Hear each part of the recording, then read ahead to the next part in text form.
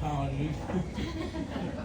I've been ready since like 9 o'clock. Terry wasn't feeling good, but I never even thought to look at my computer. I have an old style wristwatch and we have to change the time. We got in the car and started the car and that's what's it. So I hate being late. I apologize. And I nearly missed Paul Gartman's funeral. Same thing. I was just late. Paul and Joel were great friends. Sorry.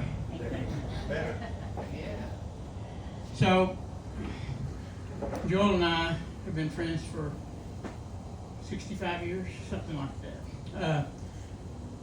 We moved to Plainview in like 1960, and my dad worked for the Wilsons, and Joel moved in next door to the Wilsons, and I knew he lived over there because my mom was working. And he was like 9 and I was 11. We started building a house in the backyard, and he was a nice kid. I mean, I was kind of mean, but we seemed to get along all right. Joel never had a mean bone in his body. Y'all that know him know that he was always kind and thoughtful, good listener. Anyway, we started hanging out, and I loved the house that they lived in. It was just a gorgeous house. I'd never seen anything like it. His mama designed it. Her name was Juanita. Had this designer kitchen, even had a bidet in the bathroom. I'd never seen one. What is that? Back in 1962 or something. And but they had a big basement with all these musical instruments set up. Joel's mom was a musician. Had the string-alongs over there one time, which is a Grammy-winning instrumental band from Plainview, and they had a pool table there. So I wanted to get to be good friends with Joel so I could play pool. And so we got to be pretty thick. And then in 63 or 64, I had an old Cushman, and he got a motorcycle, and we would just go everywhere. We'd go out in the country to the irrigation ditch and smoke cigarettes and go to the caliche pits and climb the hill. We just, and just great time. I graduated before him, got to Tech, and didn't do much together for a few years until he got up there, and we renewed our friendship. Did a couple of road trips. I had gone to Colorado for a summer, and he'd never been, so the next summer he went with me for the big celebration in Telluride. They have a big 4th of July celebration. Then it was just a box canyon with one street. I'll never forget, we had to camp on the side of a mountain. There wasn't any hotel, we didn't even have a tent.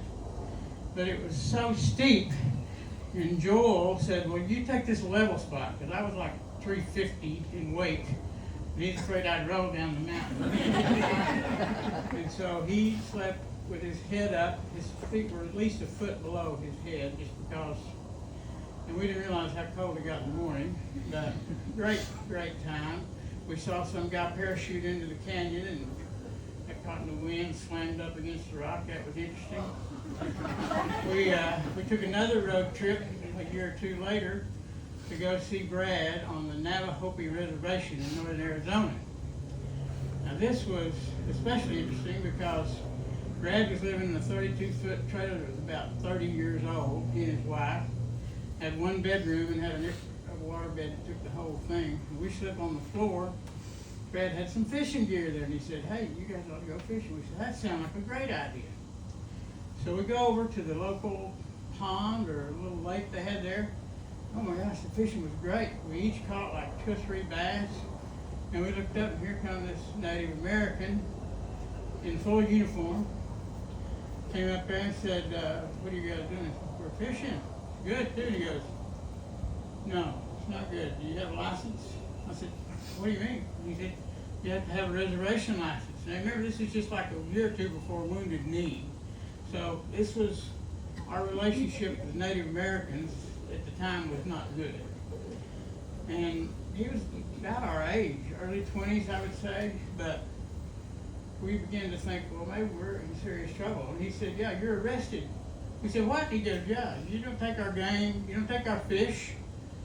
And so Joel, I was getting kind of rambunctious, but Joel was like, settle down, Bill, settle down. So he started talking to him about Texas, how we were from Texas. We didn't know anything about the laws up there. And the guy said, Dallas. I was in Dallas once. The girls were great. Anyway, the girl came, all settled down. He did not put us in jail, which we were glad about, but he did take our fish. We were glad though, because spending 2 or 3 days of our spring break vacation in a Native American prison didn't sound fun to me. But we did that. We came to Austin one time with Eddie. Eddie had a Border Patrol truck, those big old green and white Internationals they had. And we had to stay with somebody up, Eddie's friend up on 45th Street. Eddie went to see some other friends. We decided we'd walk down to the Texas campus, which we didn't know how far it was. Oh, it's just a little ways down there. And we got down to campus, walked around a bit, and somebody said, well, you're going to Armadillo tonight? It's a big name going to be there. And Armadillo World Headquarters, you know, is on the other side of the river, South Austin. And so we thought, well, yeah, we can walk. Well, it's like by now, we leave at noon. By now, it's like 6 o'clock. We hadn't even got to the river yet. And we're thinking, how far is this? We stopped some people at the bridge. How far is it? So it's just across the bridge. And he said, but we'll give you a ride. We've got a car over here. So we get in there, and all of a sudden, there's this hippie gets up there, about 40 years old, with long red hair, and starts playing country music. We'd never seen anything like this. It's like 74, 73. And I said, who is this Willie Nelson? Who is this guy? We'd never seen a hippie play country music before. It was completely divided. You're either a hippie or a redneck. And we fell into the first category. But, you know, Willie was so good, and the house, he absolutely brought the house down, just like he does now, 60 years later or something like that. And so, you know, Joel was my best friend all through college. We roomed together in 3 different houses. I've never seen him get really angry. The only time I ever saw him get really angry was I was just really harassing him about some girl he'd gone out with, and he told me he was not feeling too good about it himself, and so I think I hit a nerve. He said, Bill, I told you to shut up about that. I said, oh, come on, Jordan, you know, I can't remember what I said, but it wasn't nice. He got down the 3-point stance, you know, he played high school football, got down the 3-point stance and just charged me, knocked me into the dresser, completely demolished this dresser in the red house. And I never give him another bit of lip after that. He did have the strength. And, you know, he was the best man. He was not only my best friend, but our other friend, the Wilson, he went to Nacogdoches at Stephen F. Austin. Joel and I went over there to his wedding. Joel was his best man. And later, you know, he was Winston's best man. And he was Terry and I's best man in 1976, 50 years ago, will be our wedding anniversary. We had it on his birthday, July 28th, when Joel's his birthday. And we didn't stick around for the party, but I hear it was quite a party after we left. Steve, you were there, Winston. And Mike Garland nearly broke all the furniture in the place. Anyway, he's the kind of friend, Joel, that you could not see him for 5 years, but when you did see him, it was just like you'd been hanging out. Always.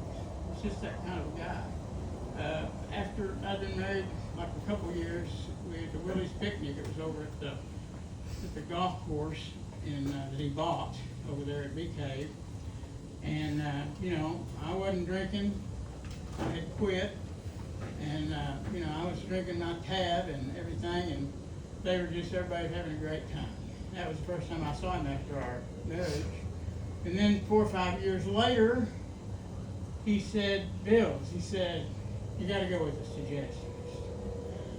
Maybe 10 years later, I don't remember.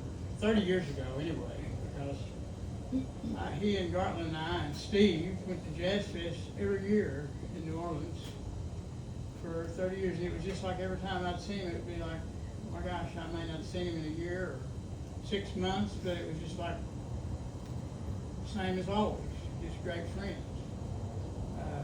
Kidding each other and harassing each other. And he tried to keep me on the straight and narrow. A couple of times, I got involved with something that was a little shady as it builds. You don't want to be doing that.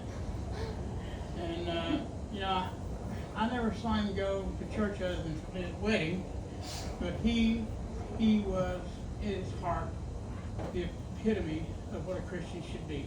He didn't judge. He loved people. He cared about people.